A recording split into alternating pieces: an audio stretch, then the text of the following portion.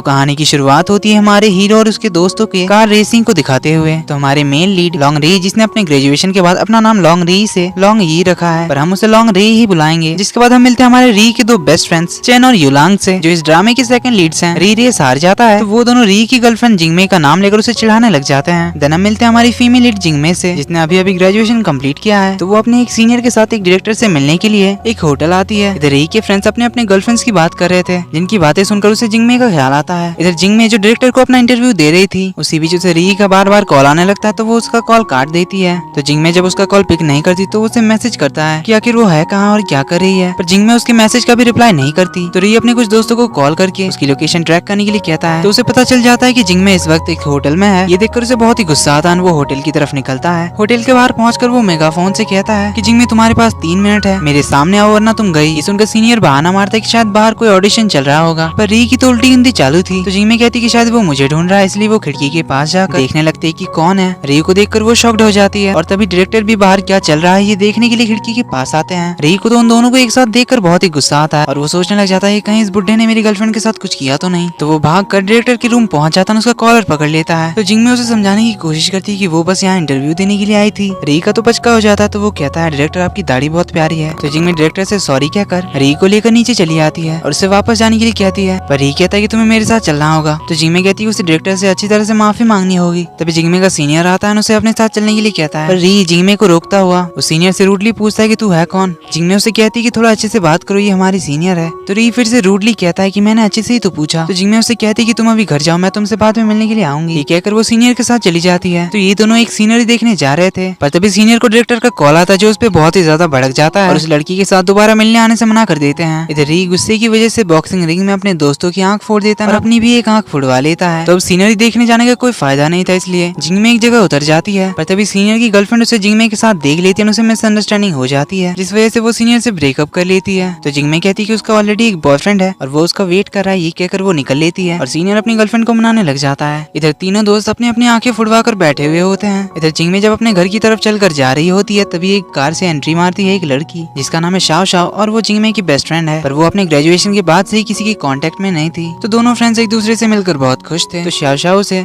उनके कॉलेज के फ्रेंड्स के बारे में बताती है, जो सारे अभी बहुत ही सक्सेसफुल बन चुके हैं। पर शाओ शाओ कहती कि वो सारे तेरे जितने खुश नहीं है, क्योंकि तेरे पास तो तेरा लॉन्ग री है। तो जिंगमे कहती है उसका नाम मत लो, उसकी वजह से ही मेरी बैंड बजी पड़ी हुई है। तो शाओ शाओ उसे अपने हाथों की डायमंड रिंग को दिखाते हुए कहती है कि री तो बहुत हैंडसम और रिच लड़का है, तो लकी है कि वो तुझसे प्यार करता है। पर जिंगमे तो उसके हाथों की डायमंड रिंग को नोटिस ही नहीं करती। तो वो खुद उसके पास जाकर उसे दिखाती है। तो जिंगमे शॉकिंगली पूछती है कि हमने तो अभी अपना ग्रेजुएशन कंप्लीट किया और तूने शादी भी कर ली, क्या तू पागल है। तभी शाओ शाओ को एक कॉल आता है, जो कि उसके बॉयफ्रेंड का था। तो वो जिंगमे से क्या कर जाती कि अगर डायरेक्टर हु कोई ड्रामा करते हैं तो वो जिंगमे को उनसे जरूर मिलवाएगी। तो हमारी जिंगमे री से बड़ा प्यार करती थी, इसलिए वो डायरेक्टर का पता लगाकर उनसे माफी मांगने चली जाती है और उनसे कहती है कि री मेरा बॉयफ्रेंड है और हम दोनों एक दूसरे से बहुत प्यार करते हैं, तो प्लीज आप आज सुबह के लिए उस पर गुस्सा मत रहिए। अगर आपको किसी को डांटना है तो मुझे डांटिए। जिंगमे डायरेक्टर को कुछ कहने का मौका ही नहीं देती। तो डायरेक्टर अपना हाथ ऊपर उठाते हैं। जिंगमे कहती है villain I mean director sir, मुझे आप में कोई इंटरेस्ट नहीं है, इसलिए मुझे माफ करिए एंड गुड बाय। ये कहकर वो बाहर चली आती है। इधर री का गुस्सा अभी तक उतरा नहीं था, पर वो जिंगमे को बहुत मिस कर रहा था। इधर जिंगमे जैसे ही अपने रूम आकर लाइट्स ऑन करती है, तो री उसके सामने बेड पे बैठा हुआ होता है। उसे अचानक देख के तो जिंगमे डर ही जाती है। देन उसकी आंख की हालत देखकर वो उसे पूछने जाती कि आखिर उसे हुआ क्या। पर री उसे आज की हरकत के लिए माफी मांगता है और उससे कहता है कि आज वो उससे प्रॉमिस करता है कि आज से वो जिंगमे के साथ हर रोज कम से कम 8 घंटे रहेगा, पर दिन में वो उसे डिस्टर्ब नहीं करेगा, इसलिए वो उससे रात में मिलेगा। इसकी शुरुआत वो अभी से करना चाहता था जिंगमे के साथ रहकर, पर जिंगमे उसे बाहर निकाल देती है। बट फिर दोनों एक दूसरे को मिस करते हैं। अगले दिन जिंगमे सीनियर से मिलने गई होती है और उसके साथ री भी होता है। तो सीनियर एक आर्ट फिल्म प्रोड्यूस करने वाला था, इसके लिए वो जिंगमे को एज ए डायरेक्टर लेना चाहता था। तो जिंगमे उसे थैंक यू कहकर वॉशरूम जाती है। अब सीनियर की इस दरियादिली को देखकर रियू से पूछता है क्या तू उसे लाइक करता है। अब ये सुनकर तो सीनियर रोने ही लग जाता है। ये देखकर रियू से कहता है कि ओए क्या कर रहा है, मैंने तुझे कुछ नहीं किया है। तो सीनियर कहता है कि मैं उसे डिजर्व नहीं करता, ना ही तू करता है, क्योंकि जिंगमे एक बहुत ही टैलेंटेड लड़की है और वो तो एक जीनियस है। वहीं तू उसे परेशान करता है, उसे प्रॉब्लम में डालता है और हमेशा उसका काम बिगाड़ देता है। अब इतना सुन के री तो गुस्से से आग बबूला हो रहा था। ऊपर से सीनियर उसे कहता है कि अगर तू उसे सच्चा प्यार करता है तो उसे जाने दे। अब री कंट्रोल नहीं कर पाता है, सीनियर का कॉलर पकड़ लेता है। तभी जिंगमे आ जाती है, उन्हें छुड़ाती है, सीनियर को सॉरी कहती है। तो सीनियर चला जाता है। तो री गुस्से से जिंगमे को अपने साथ मैरिज रजिस्ट्रार ऑफिस ले जाता है और दोनों हाथों में अपने मैरिज सर्टिफिकेट लेकर बाहर आते हैं, यानी कि उनकी ऑफिशियली शादी हो जाती है। री ये सोच के सरप्राइज था कि बस 5 ही मिनट लगा और बस 9 युआन पे करना पड़ा और इतनी जल्दी हमारी शादी हो गई। पर जिंगमे तो टोटली शॉक्ड थी कि आखिर मेरी शादी कैसे हो गई। तो जिंगमे री से पूछती कि आखिर उसे जिंगमे का हाउस होल्ड रजिस्ट्रेशन बुक कहाँ से मिला। तो री उसे कहता है कि पिछले महीने ही तुम्हारी मॉम ने मुझे दिया था। जिंगमे तो बिलीव ही नहीं कर पा रही थी कि उसकी शादी हो गई। तो री जिंगमे को बस मैरिज रजिस्टर ऑफिस दिखाने के लिए लाया था, पर वो अपने साथ दोनों फैमिलीज की हाउस होल्ड रजिस्ट्रेशन बुक भी लेकर आया था। तो जिंगमे समझ जाती है कि ये री का ही प्लान था, इसलिए जिंगमे को आता है गुस्सा। तो री थोड़ा नर्वस होते हुए उससे कहता है कि गुस्सा मत करना, हमें शादी तो कभी ना कभी करनी ही थी। ये कहकर वो भागने लग जाता है। जिंगमे उसकी धुलाई करने के लिए उसके पीछे भागती है। तभी उसे एक डायरेक्टर का कॉल आता है जो उसे इंटरव्यू के लिए बुलाते हैं, जिसके लिए जिंगमे तो बड़ी एक्साइटेड होकर जाने लगती है। तो री उसके पास अगर कहता है कि आज हमारी शादी हुई है और तुम मुझे आज छोड़कर जा रही हो, तुम्हें आज तो कम से कम छुट्टी लेना चाहिए। पर जिंगमे कहती है कि वो आज इस अपॉर्चुनिटी को हाथ से जाने नहीं देना चाहती, इसलिए वो उसे घर जाकर उसका वेट करने के लिए कहती है, क्योंकि वो इंटरव्यू के बाद ही घर आ जाएगी। ये सुनकर री तो बड़ा खुश होता है। तो जल्दी से घर जाने की एक्साइटमेंट में री ओवर स्पीडिंग कर देता है, जिसकी वजह से ट्रैफिक पुलिस उसे अपना लाइसेंस दिखाने के लिए कहते हैं। पर ज्यादा ही खुश होने की वजह से वो उसे अपना मैरिज सर्टिफिकेट दिखा देता है। तो री कहता है, ओ सॉरी,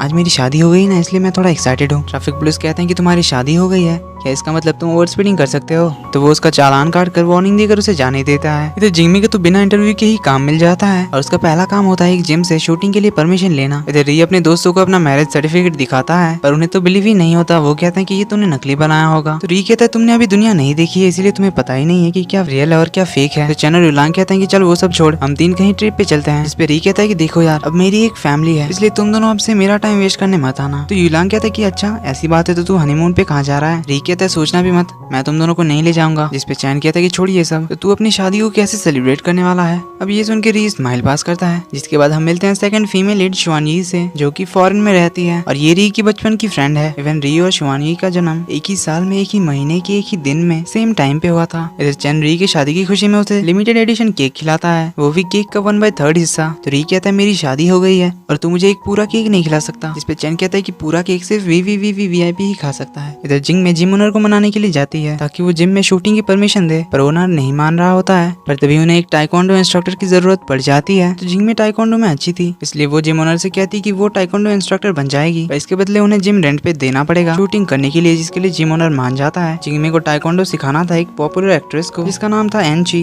इधर री बहुत सारे डेकोरेशंस का सामान लेकर अपने नए घर में आता है और अपने दोनों कजिन्स को बलून्स फुलाने का काम देकर अपने रूम चला जाता है डेकोरेशन करने के लिए। इधर जिंगमे को जिम रेंट पे मिल जाती है, जिस वजह से डायरेक्टर उससे बहुत खुश होते हैं और उसे दूसरा काम करने के लिए भेज देते हैं। तो री उसे कॉल करके पूछता है कि वो कब घर वापस आ रही है। जिंगमे कहती है उसे काफी लेट होगा, इसलिए उसे खाना वाना खाकर सो जाने के लिए कहती है। पर री कहता है जितना भी लेट होगा तुम मुझे बोल देना, मैं तुम्हें पिकअप करने आ जाऊंगा। इधर री तो अपने फुल फर्स्ट नाइट की प्रिपरेशन करके बाथटब में नहा रहा होता है और जिंगमे के ख्यालों में खोया हुआ होता है, पर इस चक्कर में उसे बिजली के झटके खाने पड़ते हैं। इधर जिंगमे को रात में शूटिंग की वजह से रुकना पड़ता है। तभी वो सीनियर की गर्लफ्रेंड को देखती है, तो वो उसे बताती है कि सीनियर और वो तो बस भाई बहन जैसे हैं, इसलिए वो सीनियर को मिसअंडरस्टैंड ना करे। पर जालिन कहती कि वो तो बॉयफ्रेंड्स कपड़ों की तरह बदलती रहती है और उसे वैसे भी सीनियर कुछ खास पसंद नहीं था। इधर री तो बिजली के झटके खाने के बाद अपनी स्टेमिना बढ़ाने के लिए पुशअप्स मारने लगता है और जिंगमे के आने का इंतजार करता है। देन काफी टाइम बाद इधर जिंगमे को एक क्रू मेंबर बताती है कि वो चाहे तो घर जा सकती है, इसलिए जिंगमे घर के लिए निकलती है। पर इधर री का तो वेट करते करते बहुत ही बुरा हाल हो चुका था। तभी उसे जिंगमे कॉल करती है। री बहुत ही नर्वसनेस के साथ कॉल को पिक करता है। जिंगमे उसे बताती है कि उसका काम खत्म हो गया और वो अब घर आ रही है। री तो बड़ा ही एक्साइटेड हो जाता है और फिर से बेड को सजाने लग जाता है। पर जिंगमे तो अपने घर चली जाती है और सो भी जाती है। और जिंगमे का वेट करते करते री की भी आंख लग जाती है। जब उसकी आंखें खुलती है तो वो टाइम दिखता है कि रात के 1:30 बज चुके हैं। तो वो जिंगमे को ढूंढने के लिए निकल पड़ता है। रास्ते में उसे जिंगमे का भाई कॉल करके बताता है कि उसकी बहन घर आ चुकी है। तो री कहता है जिंगमे तुम तो गई। देन वो सीधे जिंगमे के घर पहुंच जाता है और उसके रूम को नॉक करता है। जिंगमे दरवाजा खोलती है और उसे पूछती इतनी रात हो चुकी है, तुम यहाँ क्या कर रहे हो? री कहता है क्या तुम भूल गई हमारी शादी हो चुकी है? ये सुनकर जिंगमे की फैमिली तो शॉक्ड रह जाती है। जिंगमे की फैमिली को पता चलता है कि उन दोनों की शादी हो चुकी है एंड ये सुन के सारे शॉक्ड रह जाते हैं। री जिंगमे को अपने साथ रिंग पसंद करवाने ले जाता है, जहाँ री के कहने पर उसे बहुत सारे महंगे महंगे रिंग्स दिखाए जाते हैं। जिंगमे उन रिंग्स को देखकर तो सरप्राइज्ड हो जाती है। वो री से पूछती है क्या ये सारे असली डायमंड रिंग्स हैं? री कहता है मैंने कब तुम्हारे लिए कोई फेक चीज खरीदी, तो तुम आराम से सोफे पे आकर बैठो और अपनी पसंद की रिंग ले लो। तो जिंगमे को रिंग्स दिखाए जाते हैं, पर जिंगमे एक सिंपल रिंग को पसंद करती है। तो री उसे कहता है कि तुम्हें थोड़ी बड़ी और महंगी वाली रिंग लेनी चाहिए, पर जिंगमे कहती है कि उसे तो सिंपल और छोटी वाली ही लेनी है, क्योंकि छोटी वाली वो हर टाइम पहन कर रह सकती है। पर अगर उसने बड़ी वाली ली तो उसे बस में ट्रैवल करते टाइम, हाथ धोने के टाइम और काम करने के टाइम रिंग को उतारना पड़ेगा। पर फिर भी अगर तुम्हें मुझे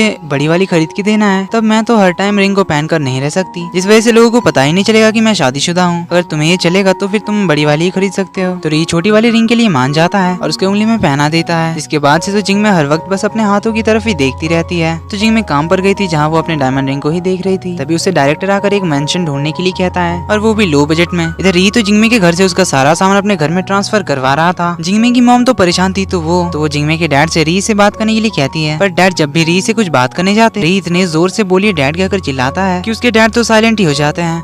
पर वो कैसे भी करके री को बात करने के लिए बिठाते हैं। तो जिंगमे के डैड कहते हैं कि तुम्हारी आंटी और मैं तुमसे कुछ बात करना चाहते हैं। तो री कहता है कि अब से तो आप मेरे डैड और मॉम हैं। तो मॉम कहती है कि इतनी जल्दी अभी ये ठीक नहीं होगा। मॉम कहती है अभी तो तुम्हारी फैमिली और हमारी फैमिली ने रेड एनवेलप एक्सचेंज ही नहीं किया। तो री कहता है इसकी कोई जरूरत ही नहीं है। तो मॉम कहती है कि अगर तुम जिंगमे को अपने साथ ले जाओगे तो मैं और जिंगमे के डैड तो अकेले ही रह जाएंगे इस घर में और हमारा मन नहीं लगेगा यहाँ। जिसपे री कहता है कि ठीक है फिर मैं आप सभी को ले जाऊंगा मेरे घर, क्योंकि मेरे घर में बहुत सारे रूम्स खाली पड़े हैं। जिसके लिए वो लोग मना कर देते हैं। तो 2 कोशिशों में नाकामयाब होने के बाद जिंगमे के मॉम डैड अपना रैपिड फायर राउंड शुरू करते हैं और उससे एक के बाद एक सवाल पूछने लग जाते हैं कि क्या तुम्हारी फैमिली को पता है तुम्हारी शादी के बारे में? क्या तुमने उनकी परमिशन ली? क्या तुमने उन्हें बताया कि तुम दोनों एक साथ रहने वाले हो? क्या वो तुम्हारी शादी के लिए मान गए? अगर अभी तक तुमने उन्हें नहीं बताया तो हम बता देंगे। तो री कहता है ठीक है फिर मैं ही बता दूंगा। तो री पहले अपने मॉम डैड को कॉल करता है, पर वो दोनों तो जर्मनी जा रहे थे इसलिए उनसे अच्छे से बात नहीं हो पाती। तो री अपने भैया को कॉल करता है, पर वो तो कॉल पिक करते ही री की गलतियों का लिस्ट उसे सुनाने लग जाते हैं। तो री नेटवर्क इशू का बहाना करके कॉल काट देता है। इधर जिंगमे मेंशन ढूंढने में लगी हुई थी। काफी ढूंढने के बाद उसे एक घर मिल तो जाता है, पर उस घर का ओनर रेंट कुछ ज्यादा ही मांग लेता है। पर जिंगमे अपनी मीठी बातों से उनसे रेंट कम करवा ही लेती है। इधर री के पास अब कोई रास्ता नहीं बचता तो वो अपने दादाजी को कॉल करता है, पर वो उनसे ये कहने की जगह कि मैंने शादी कर ली है उनसे कहता है कि मैं शादी करना चाहता हूँ। तो ग्रैंडपा कहते हैं कि इस बारे में हम सोचेंगे क्योंकि अभी तो बहुत टाइम है। ये कहकर वो कॉल काट देते हैं और हमें पता चलता है कि श्वानी ग्रैंडपा के दोस्त मिस्टर चैन की ग्रैंड डॉटर है। इधर जिंगमे का चूज किया हुआ घर डायरेक्टर को पसंद नहीं आता तो वो उसे थोड़ा डांटते हैं। इधर री ने जिंगमे का सारा सामान अपने घर में शिफ्ट करवा लिया था, पर अभी तक उसे जिंगमे के पेरेंट्स का परमिशन नहीं मिला था।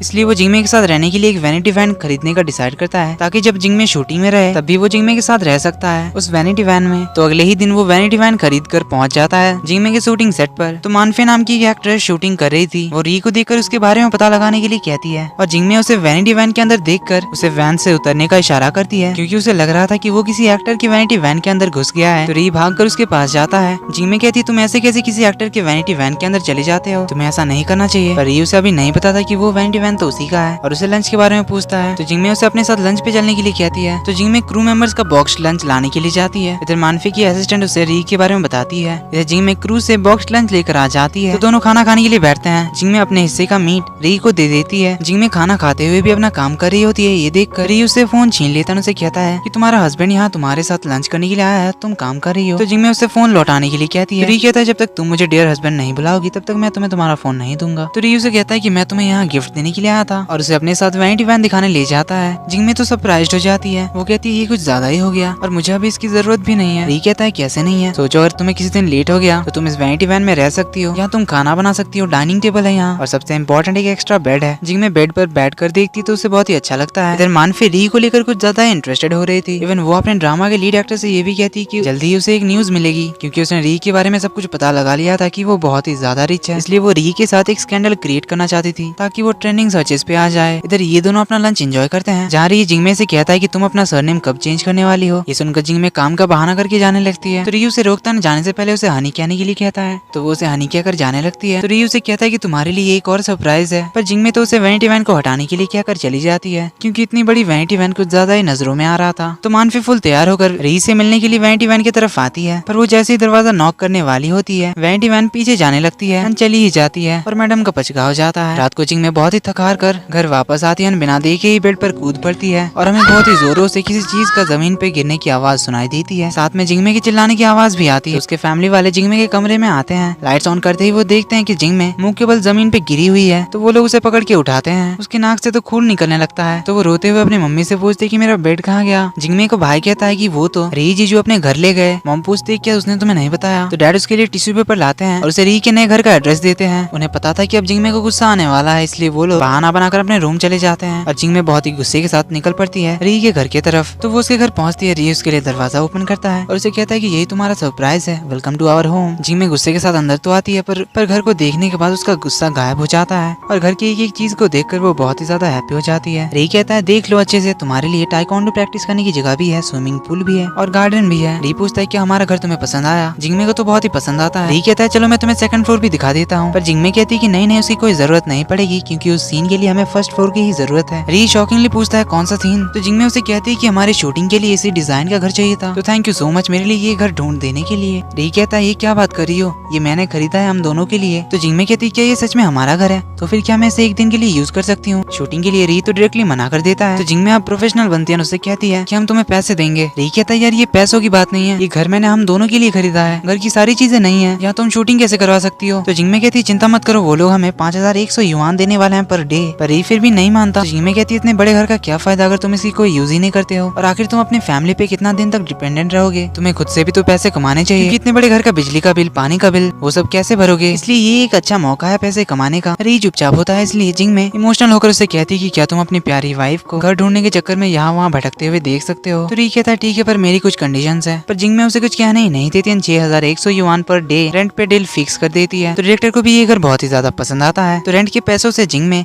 री को अपने साथ खाना खिलाने ले जाती है। पर री इतने महंगे खाना ऑर्डर करता है कि उनका ओवर बजट हो जाता है। ये देखकर जिंगमे उसे वहाँ से लेकर एक नॉर्मल रेस्टोरेंट ले जाती है, जहाँ वो अपने बजट के अंदर बहुत सारा खाना ऑर्डर करती है। पर री तो कभी ऐसा खाना नहीं खाता, इसलिए उसका फेस उतरा हुआ था। ये देखकर जिंगमे उसे कहती है कि तुम चिंता मत करो, जितने पैसे बचेंगे ना वो तुम्हारे। अब री कर भी क्या सकता था वाइफ का जो ऑर्डर है। तो अगले दिन री के घर में शुरू होती है शूटिंग। री अपने घर का ध्यान रखने के लिए अपने दोनों कजिन्स को काम पे लगा रखा था। इधर मानफे री की कार से जिंगमे को उतरते हुए देख लेती है। तो उसे लग रहा होता है कि जिंगमे ने उसे फंसाया है। इवन वो उन दोनों को किस करते हुए भी देखती है तो उसे और ज्यादा गुस्सा आता है। तो वो जिंगमे के जाने के बाद री के पास जाती है, पर री उसे कोई भाव ही नहीं देता, वहां से चला जाता है। तो वो गुस्से से जिंगमे के पास जाती है और उसे कहती है री को किस करने के बाद क्या तुम अपने आप को इस घर की मिस्ट्रेस समझने लगी हो। जिंगमे उसे कहती है कि आपको कोई गलतफहमी हुई है। मानफे उसे थप्पड़ मारने जाती तो उसका हाथ पकड़ लेती है और उसे कहती है एज एन आर्टिस्ट मैं आपकी रिस्पेक्ट करती हूँ, इसलिए आपको ही मुझसे अच्छे से बात करनी चाहिए। तो मानफे कहती है कि री सिर्फ मेरा है, इसलिए उसे तुम दूर रहना। तो जिंगमे हंसते हुए कहती है कि री किसका है, ये अब आपके हाथ में नहीं है। ये कहकर वो चली जाती है। सुनकर मानफे को बहुत ज्यादा गुस्सा आता है। तो वो अपने ड्रामा के लीड एक्टर के साथ मिलकर एक प्लान बनाती है जिंगमे से बदला लेने के लिए। तो री अपने फ्रेंड्स के साथ अपनी शादी की जगह चूज कर रहा था। तो डायरेक्टर जिंगमे से कहते हैं कि मानफे के पैर पे चोट लगी है, इसलिए उन्हें एक और दिन घर में शूटिंग करने के लिए जिंगमे को घर के ओनर से बात करने के लिए कहते हैं। तो जिंगमे उनसे कहती है कि घर के ओनर के साथ एक ही दिन की डील हुई थी, इसलिए ये पॉसिबल नहीं होगा। जिस पे डायरेक्टर कहते हैं कि तुम तो ओनर को जानती हो, तुम उनसे थोड़ा बात कर लेना। जिंगमे कहती है ऐसा पॉसिबल नहीं हो सकता क्योंकि ये घर नया है और उन्होंने मुझे पहले ही मना किया है। तो डायरेक्टर उसे बताते हैं कि मानफे घर के ओनर से मिलना चाहती है तो तुम उसके लिए उसे कॉल करके बुला सकती हो। तो जिंगमे कहती है ठीक है वो सब मैं देख लूंगी। देन वो सीधे पहुंच जाती है मानफे से मिलने के लिए, जो की उसी की वैनिटी वैन में बैठी हुई थी। तो मानफे उससे पूछते है कि तुम यहाँ क्या कर रही हो। तो जिंगमे कहती है तुम्ही को तो ओनर से मिलना था। तो मानफे कहती है ज्यादा नाटक करने की कोई जरूरत नहीं है, मुझे पता है ये वैन और वो घर दोनों ही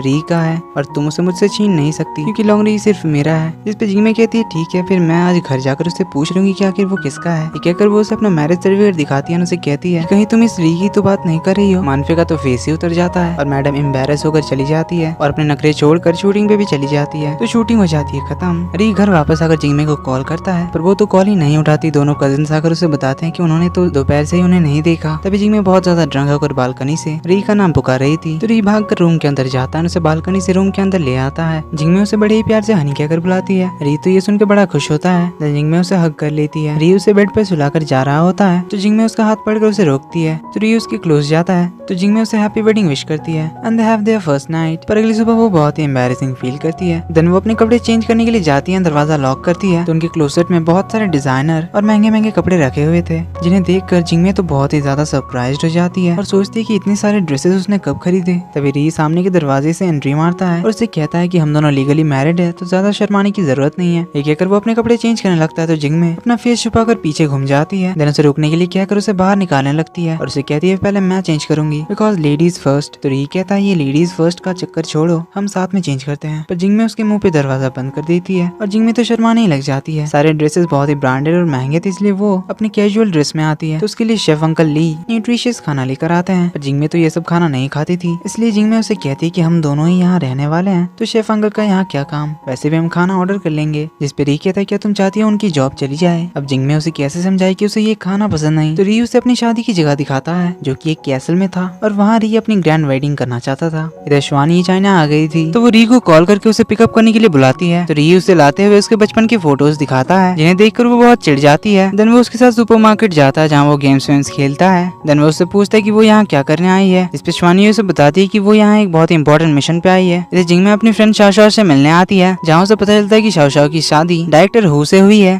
जो कि उनकी सेकंड मैरिज है और उनका एक बेटा भी है। देन वो दोनों बैठकर बातें करने लगते हैं। इधर शिवानी ये केक खरीद रही थी पर वही केक चेन को भी चाहिए था, पर उससे पहले शिवानी ले लेती है। तो चेन उसकी तरफ देखता है, उसे देखता ही रह जाता है और चेन को वो पहली नजर में ही पसंद आ जाती है। तो चेन थोड़ी बातचीत आगे बढ़ाने के लिए शिवानी के केक का बिल पे करता है, पर शिवानी कहती है कि एक बिल मेरे नाम का भी बनाइएगा और वो केक इस जेंटलमैन को दे देना। ये कहकर वो चली जाती है। इधर री जिंगमे को सरप्राइज देने के लिए अपनी वैनिटी वैन लेकर उसके शूटिंग सेट की तरफ जा रहा था। इधर जिंगमे को मानफे की बॉडी डबल बन के लीड एक्टर के साथ फाइट सीन करनी थी। उनके फाइट से पहले री वहाँ पहुंच जाता है और जस्ट फाइट सीन के पहले मानफे उस एक्टर मेंगाओ को इशारा करती है तो मेंगाओ फाइट के टाइम जिंगमे को गिरा देता है, जिसकी वजह से जिंगमे को चोट लग जाता है। ये देखकर री दौड़ के जाता है, उसे खींच के एक लात मारता है। मेंगाओ उस पे चिल्लाने के लिए आता है तो री उसका कॉलर पकड़ के उसे कहता है क्या तुझे मरने की ज्यादा जल्दी पड़ी है। तो जिंगमे री से उसे छोड़ने के लिए कहती है। तो ये न्यूज हर जगह फैल जाती है कि लॉन्ग रूप के वाइस प्रेसिडेंट ने एक एक्ट्रेस के लिए एक दूसरे एक्टर को लात मारी। इधर मेंगाओ तो मीडिया वालों से छुपने के लिए हॉस्पिटल में छुपा पड़ा था। वो मानफे को कॉल करके उस पर गुस्सा करता है क्योंकि उसे पता चल गया था कि जिंगमे री की वाइफ है। पर मानफे बहाना मारती है कि उसे तो पता ही नहीं था और वो मेंगाओ को बिंदास रहने के लिए कहती है क्योंकि री उसका कुछ बिगाड़ नहीं सकता। पर मानफे तो ये सब अपने फेम के लिए कर रही थी। पर तभी मानफे के पास रिपोर्टर्स पहुंच जाते हैं और उससे पूछने लग जाते हैं कि री ने जिस लड़की के लिए फाइट किया वो वही थी या नहीं। मानफे उन्हें डायरेक्टली तो नहीं बताती पर इनडायरेक्टली उन्हें इस बात की हिंट दे देती है, जिस बात को रिपोर्टर्स भी समझ जाते हैं। इधर जिंगमे री को लेकर हॉस्पिटल पहुंचती है मेंगाओ से माफी मंगवाने के लिए, पर री मना कर देता है क्योंकि उसने जिंगमे को हर्ट किया। तो जिंगमे खुद ही चली जाती है उससे माफी मांगने के लिए। तो वो जाकर री की तरफ से मेंगाओ से माफी मांगती है पर मेंगाओ ज्यादा नखरे करने लगता है। तो जिंगमे उसे प्यार से वार्निंग भी दे देती है कि अगर कहीं भी उसने री का नाम फंसाया तो वो मीडिया वालों के सामने जाकर बता देगी कि मेंगाओ ने उसे जानबूझकर चोट पहुंचाई है। एज ए प्रूफ वो अपने मेडिकल रिपोर्ट्स भी लेकर आई थी। तो मेंगाओ की एजेंट थी जालिन, वो इस मैटर को यहीं पे खत्म करने के लिए उसे ये काम किसने करवाया है उसका हिंट दे देती है। रात को जिंगमे अपने पेरेंट्स के घर आई हुई होती है जहाँ वो री को बार बार कॉल लगाती है पर वो उसका कॉल पिक नहीं करता क्योंकि री तो अपने दोस्तों के साथ ड्रिंक करने में बिजी था।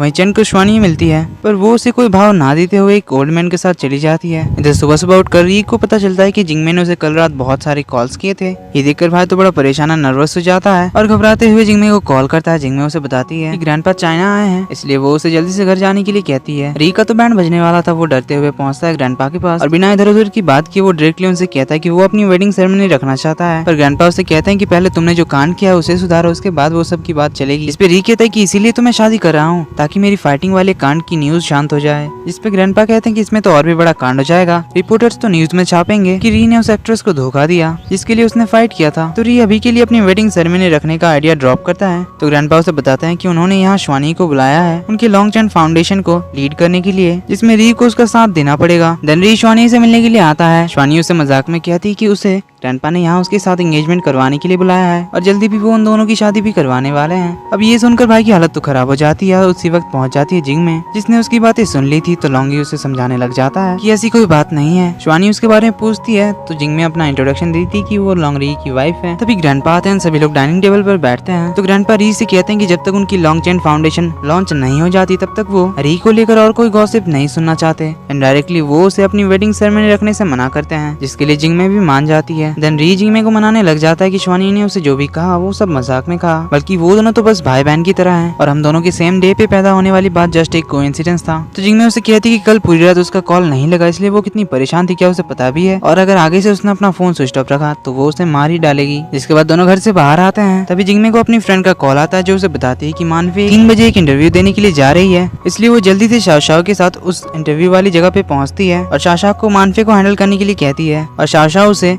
रिपोर्टर से अच्छी तरह से बात करने के लिए कहती है। तो वो क्या करने वाली है इसके बारे में तो हमें आगे ही पता चलेगा। इधर हमारा री वेडिंग ड्रेस चूज करने के लिए आया हुआ होता है, पर जब वो बिल पे करने के लिए अपना कार्ड देता है तो वो कार्ड काम नहीं करता। तो वो सीधे पहुंच जाता है श्वानी के पास और उससे पूछता है कि आखिर तुमने मेरा कार्ड क्यों ब्लॉक किया। श्वानी कहती कि उसने नहीं किया, ग्रैंडपा ने उससे करवाया। तो री कहता है चलना यार, वी आर ब्रदर्स, प्लीज मेरा कार्ड चालू करवा दे। तो श्वानी कहती कि फिर तुम अपने काम पे लगो, टेबल से अपनी ऑफिस सप्लाईज उठाओ और अपने केबिन में जाओ और काम करने पे ही तुम्हें अपनी सैलरी मिलेगी, क्योंकि तुम्हारे भाई के बाद ग्रैंडपा ने मुझे यहाँ का हेड बनाया है, तो यहाँ मेरे ऑर्डर्स चलेंगे। अगर तुम्हें कोई दिक्कत है तो मैं ग्रैंडपा को बुला देती हूँ। अब ग्रैंडपा का नाम सुनते ही री तो अपना सारा सामान उठाकर अपने केबिन चला जाता है और जाकर बस गेम खेलने लगता है। तो कुछ देर बाद चैन उससे मिलने के लिए आता है, उससे कहता है कि मैंने तुम्हारी कार कीज ले आई है, जो कि उसने एक वेडिंग ड्रेस बुक करने के लिए उस शॉपकीपर को देकर आया था, क्योंकि उसके पास तो पैसे नहीं थे और ड्रेस को बुक करने के लिए कुछ अमाउंट पे करना पड़ता है, जिसके लिए री ने चैन को कॉल करके पैसा देकर कार कीज लाने के लिए कही थी। तो चैन आकर उससे कहता है कि क्या तेरे अब इतने बुरे दिन आ गए या फिर ये ग्रैंडपा के डर का कमाल है। इस पे री कहता है कि ये ग्रैंडपा का नहीं, मेरे बचपन के साये का डर है। तभी वो श्वानी को उसके केबिन के बाहर से गुजरते हुए देखता है तो उसे देखता ही रह जाता है। तो वो री से उस लड़की के बारे में पूछता है, पर री ने उसे जाते हुए देखा ही नहीं था, इसलिए उसे तो पता ही नहीं था कि चैन किस लड़की के बारे में बात कर रहा है। तो चैन री का विजिटिंग कार्ड उठाकर चला जाता है। श्वानी के पीछे उसे देखकर उसे कहता है कि हम फिर से मिले, क्या कोइंसिडेंस है ना। श्वानी पूछती है तुम यहाँ कैसे। चैन कहता है मैं यहाँ काम करता हूँ। श्वानी कहती पर मैंने तो तुम्हें कभी नहीं देखा।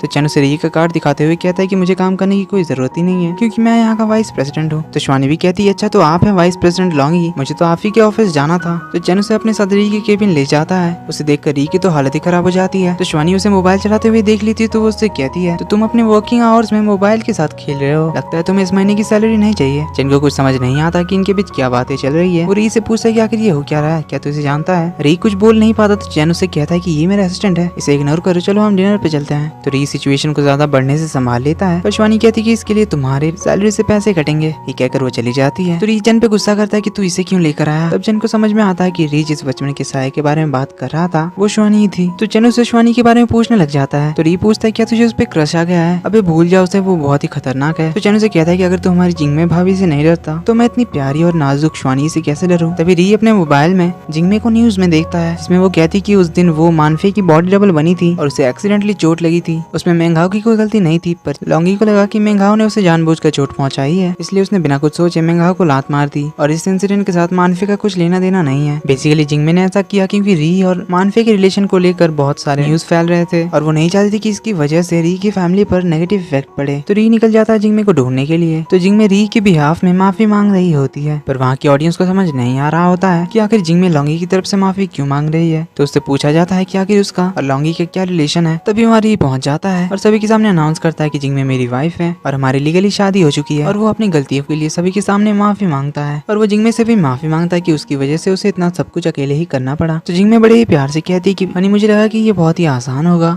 उसने इतना कहा ही था कि री कहता है कि मुझे हनी कहा। ये कहकर वो उसे सबके सामने किस कर लेता है और ये सीन तो पूरा चाइना देख रहा था, इवन उसके ग्रैंडपा भी। तो उसके बाद वो दोनों साथ में क्वालिटी टाइम स्पेंड करते हैं। इधर हमारा चैन बबुआ शिवानी के पीछे हाथ धोकर पड़ जाता है और उसके पीछे जाने के चक्कर में उसकी कार ही ठोक देता है, जिसकी वजह से शिवानी उसे अपनी कार की कीज देती है। उनसे कहती है कि उसने पुलिस को कॉल कर दिया। तो वो उनसे निपट कर कार की रिपेयरिंग करवा कर उस तक कार पहुंचा देने के लिए कहकर चली जाती है। वहीं हम एविल गर्ल मानफे को देखते हैं जो कि जिंगमे की तरह ड्रेसअप होकर मेंघाओ से एक सुनसान जगह पर मिलने आती है और उन दोनों के साथ में फोटो क्लिक करने के लिए उसने एक रिपोर्टर को भी बुलवाया था। तो मानफे मेंघाओ को हक करती है और रिपोर्टर उनकी फोटो क्लिक कर लेता है। तो अगला दिन होता है लॉन्गचैन फाउंडेशन लॉन्चिंग डे। तो इस इवेंट में री अपने साथ जिंगमे को भी लेकर आता है, पर वो प्रेस वालों के सामने जैसे ही जिंगमे को ऑफिशियली इंट्रोड्यूस करता है कि मीडिया वाले उन्हीं से पूछने लग जाते हैं कि जिंगमे और मेंघाओ का रिलेशन क्या है, जिंगमे उनसे अकेले मिलने के लिए क्यों गई थी। रिपोर्टर्स उन दोनों के साथ में फोटोज भी दिखाते हैं। जिंगमे उन्हें बताने की कोशिश कर रही होती है कि उनके बीच कुछ भी नहीं है, पर कुछ ज्यादा ही बवाल हो रहा होता है, इसलिए शिवानी उन दोनों को बाहर ले जाने के लिए अपने सेक्रेटरी को कहती है। पर तब तक बहुत देर हो चुकी थी। मीडिया वाले राय का पहाड़ बनाकर न्यूज में दिखाने लगते हैं। जिंगमे की फैमिली वाले को भी इस न्यूज के बारे में पता चलता है तो वो उसके लिए परेशान होते हैं। जिंगमे और री घर के लिए निकल रहे थे तो री जिंगमे से कहता है कि चाहे कोई कुछ भी कहे पर मुझे तुम पे पूरा भरोसा है। तो उन फोटोज को अच्छी तरह से देखकर जिंगमे पहचान जाती है कि वो लड़की मानफे है, पर इस बात को वो प्रूफ नहीं कर सकती। तभी उसे अपनी मॉम का कॉल आता है जो उसे जल्दी से घर आने के लिए कहते हैं। तो री अपने घर की तरफ निकलता है। इधर हमें पता चलता है कि शिवानी ने मानफे की पूरी प्लानिंग देख ली थी और उसने तो उनकी वीडियोस भी बना ली थी। इधर री के घर से उन दोनों का सामान ट्रक में लोड हो रहा था। तो जिंगमे के मॉम डैड उनसे पूछने के लिए आते हैं तो मिस्टर डोंग उन्हें बताते हैं कि री के ग्रैंडपा ने उन दोनों का सारा सामान उनके पुश्तैनी घर ले जाने के लिए कहा है, वरना उन्हें रिपोर्टर्स यहाँ परेशान करते रहेंगे। और वहाँ तो रिपोर्टर्स भी आए हुए थे जो जिंगमे के भाई का इंटरव्यू ले रहे थे, पर वो उन्हें अपनी ही बातों से कंफ्यूज कर देता है। तभी री और जिंगमे वहाँ पहुँचते अपनी कार से। उनकी कार को देखकर मिस्टर डोंग उन्हें कॉल करके कार से ना उतरने के लिए कहते हैं और सीधे लॉन्ग फैमिली की पुश्तैनी हवेली जाने के लिए कहते हैं। तो दोनों लॉन्ग फैमिली की पुश्तैनी हवेली में पहुँचते हैं। उनकी हवेली तो बहुत दूर तक फैली हुई थी, जिस वजह से कोई भी अनजाना आदमी उनके घर तक पहुँच ही नहीं पाता। तो ग्रैंडपा उन दोनों से मिलने के लिए आते हैं तो दोनों उनसे सॉरी कहते हैं। ग्रैंडपा कहते हैं कि तुम्हें कुछ दिनों तक यहीं पे रहना होगा और तुम दोनों घर के बाहर नहीं जाओगे। तो री जिंगमे को उनका रूम दिखाने ले जाता है। तो उनका बेडरूम और बाथरूम दोनों ही बहुत ही बड़े थे, इतने बड़े कि मिडिल क्लास फैमिली के घर इतने बड़े नहीं होते। जिंगमे इतने बड़े रूम को देखकर तो शॉक्ड ही रह जाती है। जिसके बाद वो सभी खाना खाने के लिए आते हैं जहाँ जिंगमे को फिर से वही सब न्यूट्रिशियस खाना खाना पड़ता है। पर ग्रैंडपा के चले जाने के बाद वो दोनों कोक के साथ चिप्स और बिस्किट खाते हैं। तभी री को शिवानी का वॉइस मैसेज आता है जिसमें वो उसे गेट पे आने के लिए कहती है, पर जिंगमे को बुरा ना लगे इसलिए वो कहता है कि मुझे सोने जाना चाहिए। तो जिंगमे उसे कहती है तुम्हें उसे मिलने जाना चाहिए, जब तुमसे मिलने गेट तक आ गई है। तो दोनों ही दूसरे का हाथ पकड़े हुए शिवानी से मिलने के लिए आते हैं। वो दोनों आते ही उसे सॉरी कहते हैं लॉन्चिंग इवेंट को खराब करने के लिए। जिंगमे कहती है कि वो सब कुछ सही कर देगी। इस पे शिवानी पूछती है और वो तुम कैसे और कब करोगी। जिंगमे हो जाती है साइलेंट। तो री कहता है उसे बस 3 दिन चाहिए, वो सब कुछ सही कर देगा। पर शिवानी कहती है कि आज वो उससे बात करने नहीं आई है,